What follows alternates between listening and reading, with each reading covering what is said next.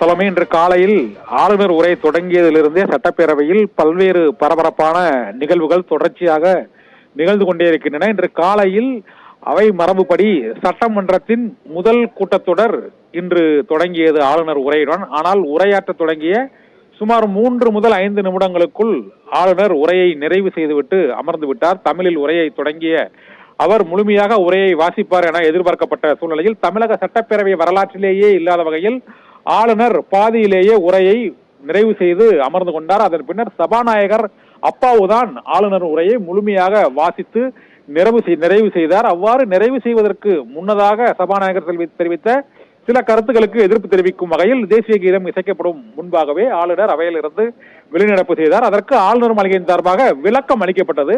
அந்த விளக்கத்தை தொடர்ந்து இப்போது ஒரு 3.17 நிமிடம் அடங்கிய வீடியோவை ஆளுநர் வெளியிட்டிருக்கிறார். சட்டப்பேரவை விதிகள் மற்றும் மரபுப்படி சபாநாயகர் சட்டப்பேரவையில் பேசிய ஒரு கருத்தை அல்லது ஒரு நபர் பேசியதை, ஒரு எம்எல்ஏவோ அல்லது ஒருவரோ பேசியதை அவைக்குறிப்பிலிருந்து நீக்கிவிட்டால் அது சட்டப்பேரவையில் பேசியதாக எடுத்துக்கொள்ளப்பட மாட்டாது.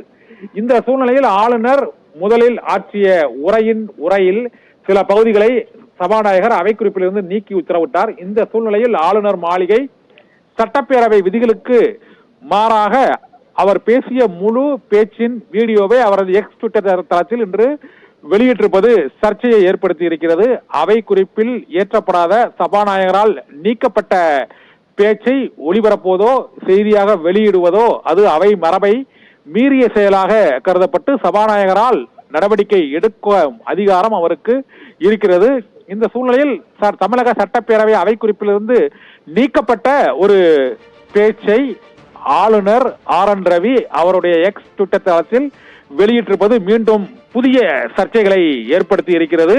இந்த விவகாரம் தொடர்பாக சபாநாயகர் என்ன நடவடிக்கை எடுக்க போகிறார் என்று அடுத்த கட்ட எதிர்பார்ப்பு, பரபரப்பு தற்பொழுது தொற்றிக் கொண்டிருக்கிறது. சலோமி.